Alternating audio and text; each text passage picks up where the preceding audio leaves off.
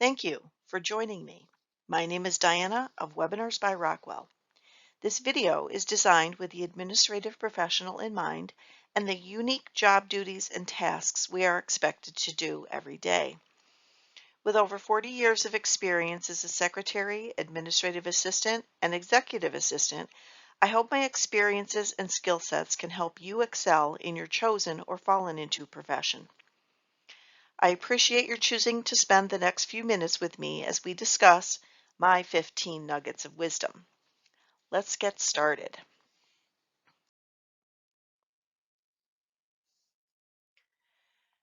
You remember that old saying, youth is wasted on the young and wisdom is wasted on the old. I've learned some hard lessons over my career and my life that I thought I would pass along to whoever is interested. So what are the 15 top nuggets of wisdom? Let's take a look. Number 1, buy the life insurance in your 20s. When we are young and just out of school and getting our first jobs, we scoff at buying life insurance. Old people need that. Why should I waste all that money on insurance? Get the insurance. We do not know how long we have to live. We do not know how life will turn out for us. We do not know if we will marry or have children. One of the benefits of buying life insurance in our 20s is that it's at its lowest cost in your entire life, and the face value can actually be higher at the time of your death than what you purchase. My first husband's parents were high school classmates with our local Prudential life insurance salesman, and he sold insurance to them and tried to sell them to all 5 of the children. My husband was the only one that bought.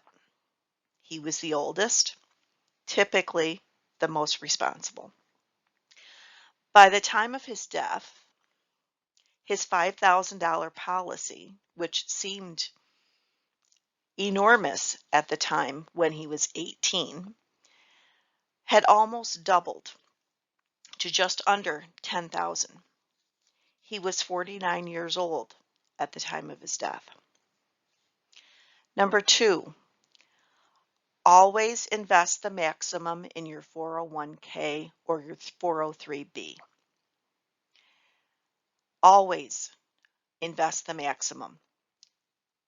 If you do not have one at your job, start an IRA account and routinely make deposits, whether through direct deposit, each pay period, or month or quarter. Become disciplined to save that money. Don't be lulled into thinking you have plenty of time to do it later when you're making more money. If all goes well, that may be true. However, even if it does all go well and your life is following your 5 and 10 and 20-year goal plan, you'll be glad you decided to start early.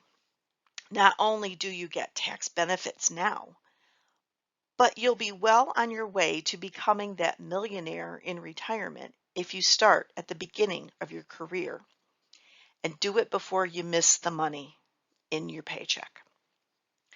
Number 3, elect the health insurance benefit. I remember when my middle daughter started her first job that offered health insurance. I believe it was $28 a pay, and she was reluctant to get it. After all, she was only 20 and she was healthy. She elected not to get the insurance and ended up spending lots of money on doctor's bills and bills for tests when she developed an issue a year or so later.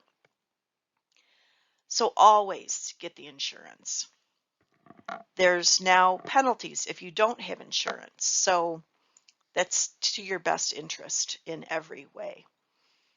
Number 4, Two cannot always live as cheaply as one. I know that was a saying back in the 60s and 70s, and some of the reasons why people were suggesting that you live together instead of getting married. My oldest sister did that so they could help each other pay off student loans. Yes, you can save money on rent, but food, clothes, personal care, doctors, dentists, etc. are all individual costs. The more people in the house, the more electricity and water you will use.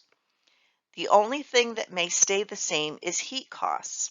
However, in my experience, my husband worked a third shift and then later a second shift. So we had lights on and heat on at all hours of the day and night. And rather than to turn the heat down overnight, we just left it at the same temperature 24/7. He was always cold, therefore you didn't touch the thermostat. The other expense is for two vehicles and the required insurances, inspections, registrations, and repairs. So you may be saving a little bit, but in the total grand scheme of things, it's really not that much of a money saver. And number 5, money is not the be-all and end-all of life. I've stayed in jobs where the pay isn't great, but the culture was. A family atmosphere was much better than earning more and suffering from added stress and daily recriminations. Of course, it's on a case-by-case basis and each person fits in different ways. I may not like something that you may like. A boss I may just tolerate, you may get along with like gangbusters. So it is all individual. Number 6, listen to your parents' and grandparents' stories.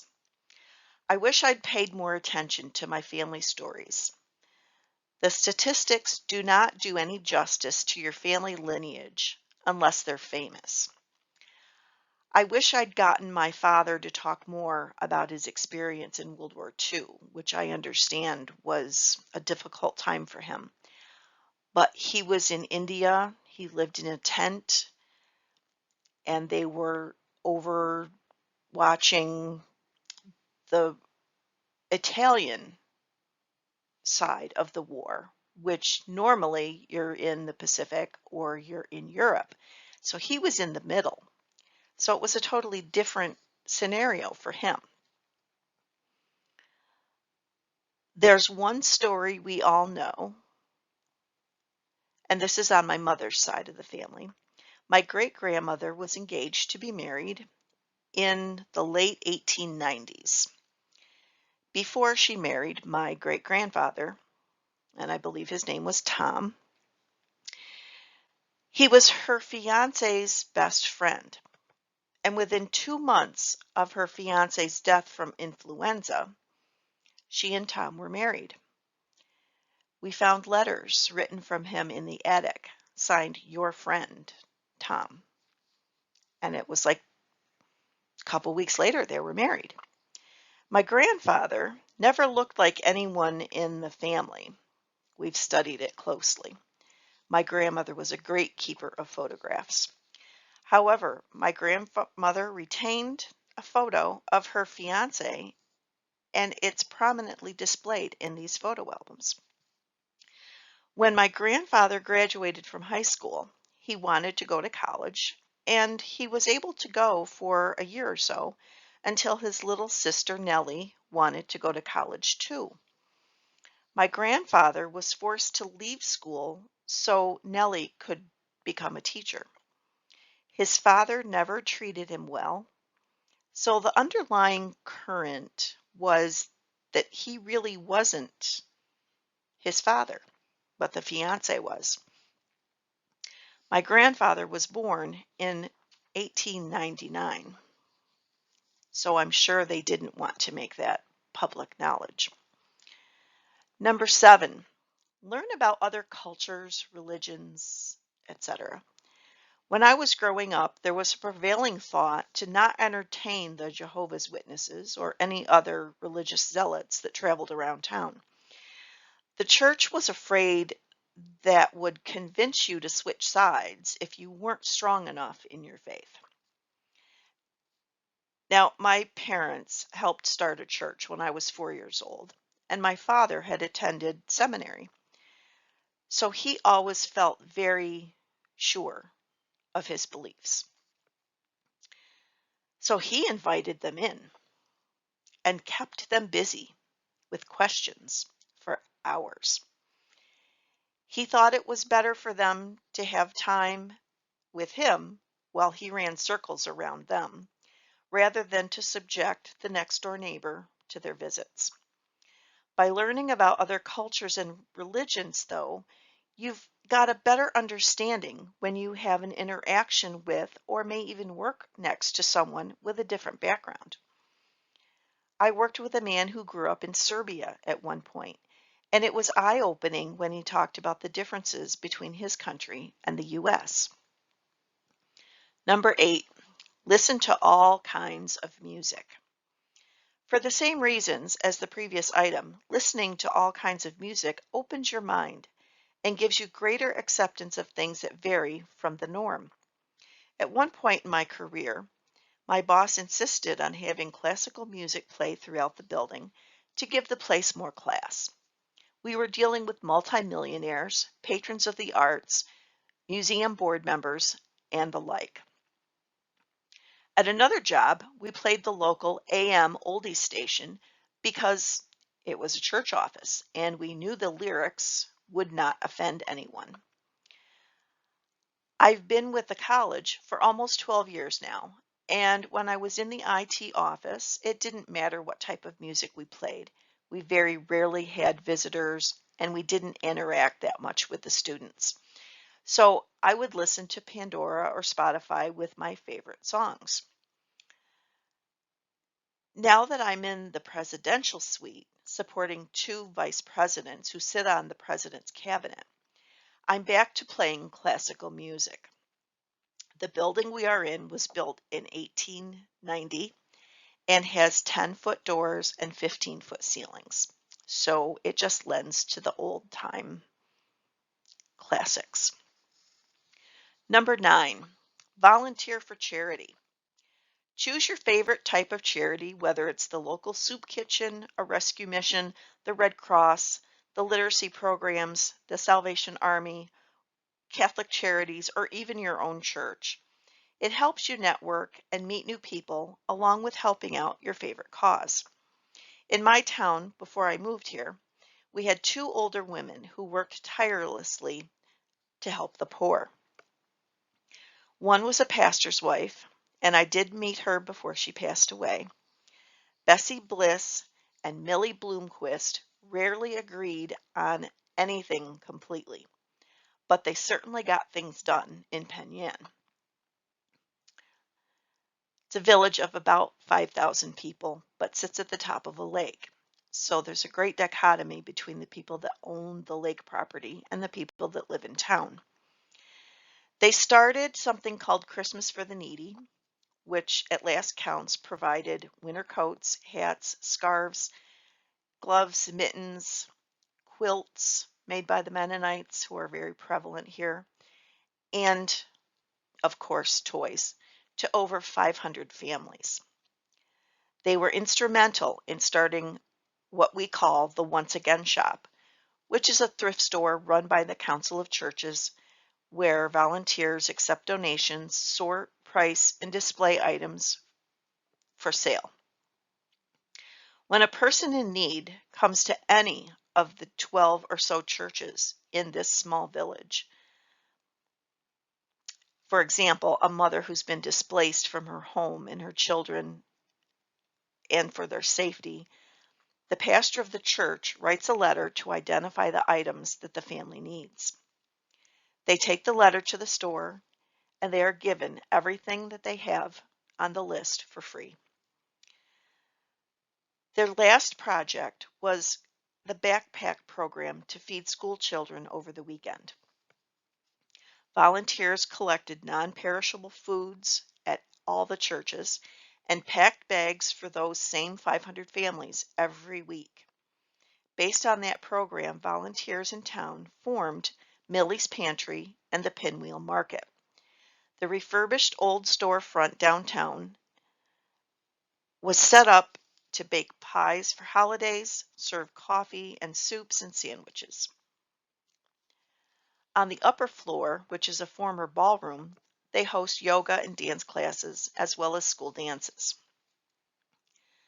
So charities can do a whole lot, and it helps your self-esteem when you are part of these wonderful programs. And number 10, write your will after you buy a house or have children. When we're young, we think we have plenty of time to take care of all the legal things that we know need doing, but we just keep putting them off. So as soon as you buy or inherit property, get married and or have children, or amass some wealth, you should write a will. You can change your will as your assets grow and as your life changes. You can change your home, you can have more children, you can be married and divorced, whatever life brings you. If you have considerable wealth, consider a codicil to provide a list, item by item, to be bequeathed to those you wish items to go to. You'll want to speak with a trusted attorney to determine what type of will, trust, or other estate document that will work for you.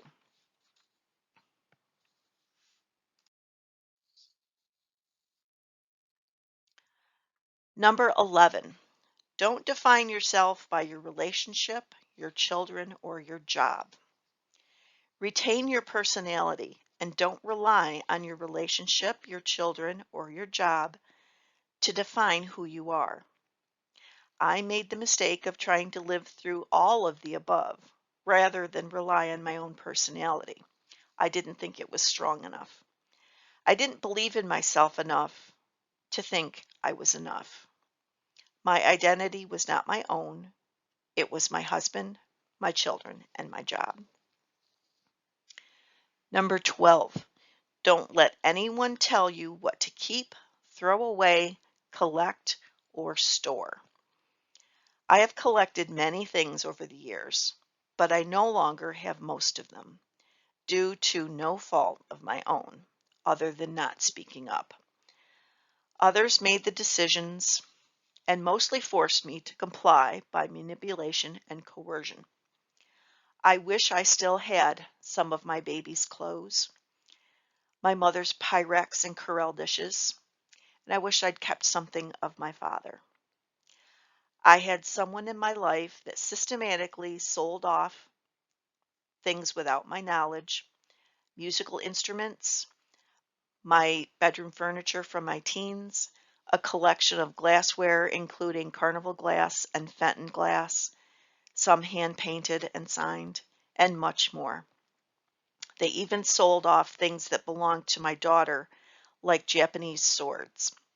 So keep your boundaries up and remember that what's yours is yours and no one has the right to take it away from you.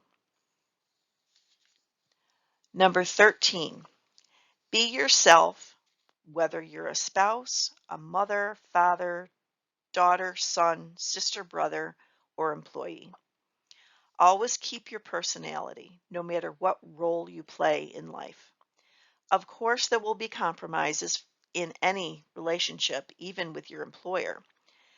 I spent lots of years being the eternal student, even to the point that no one recognized me as a competent professional, even after years of learning, leadership training, and leading an association. Number 14, be responsible for your own feelings and actions. Take responsibility if you make a mistake. Don't brag if you do something good. And don't blame everyone else when things go wrong. I'm usually the first one to go to the boss when I realize something has gone wrong. I take the blame, when I've done the wrong thing or said the wrong thing, and I don't blame anyone else for things I have done. And number 15, forgiveness is an ideal, but many times not achievable. It can be tough to forgive someone after a major betrayal. I will trust and forgive for small offenses until I've seen the pattern is not changing. It amazes me when someone can forgive easily. I'm not that lucky. It takes me a long time to forgive because I can't forget. Forgiving is the ideal because it releases you from carrying around the weight of the guilt of victimhood. It also allows the person to continue to control your life. By staying a victim, you allow that person to control your present instead of just being an incident in your past.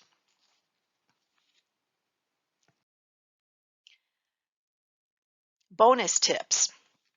Number 1, keep your hands to yourself.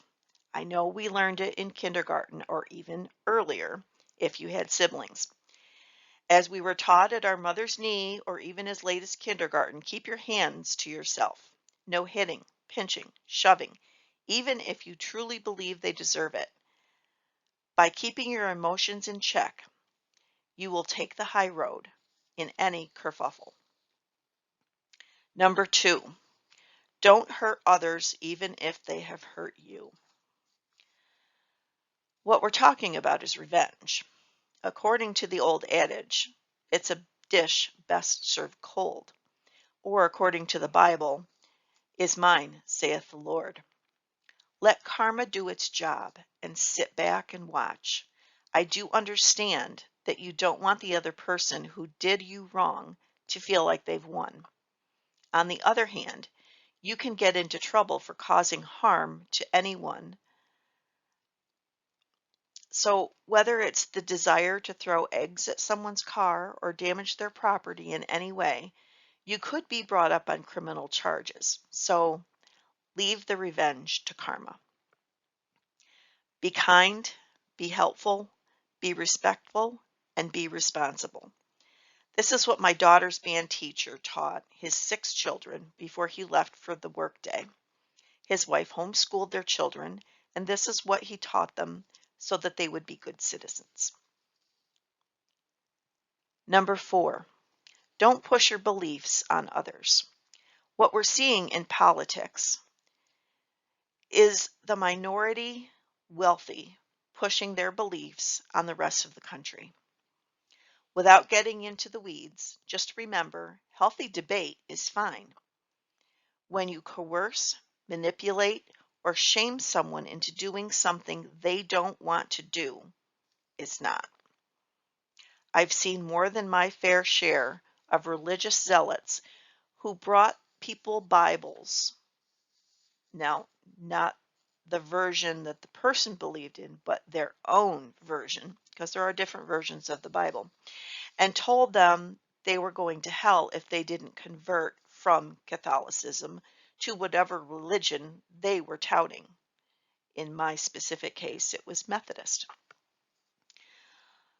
I've also been on the receiving end of being manipulated into doing things I was opposed to. Narcissists are masters at it, and before you know it, you're following along just to keep the peace. And our last bonus nugget of wisdom is don't judge others for their beliefs. We have the right to pursue our own happiness. We have the right to choose our own religion. We have the right to earn a living doing what we choose, as long as it's legal.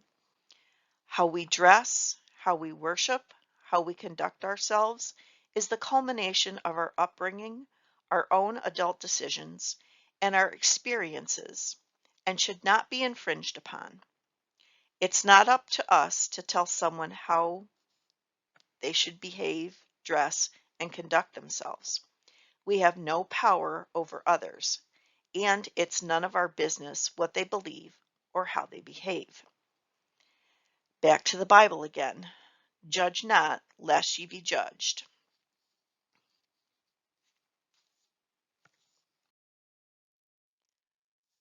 These lessons were learned the hard way. Hopefully, some of what I've learned can be assimilated before you make the same mistakes I did. And thank you for joining us today to hear about the 15 top nuggets of wisdom based on my 40-plus year career and my life experiences. For more interesting topics, sign up for your free account on teachable.com and search for Webinars by Rockwell. As of the recording of this video, we have 20 videos available, some with no cost and others for the low price of $30 each. Watch for announcements on our newly releases on our social media, Facebook, Instagram, YouTube, and LinkedIn. Bye for now.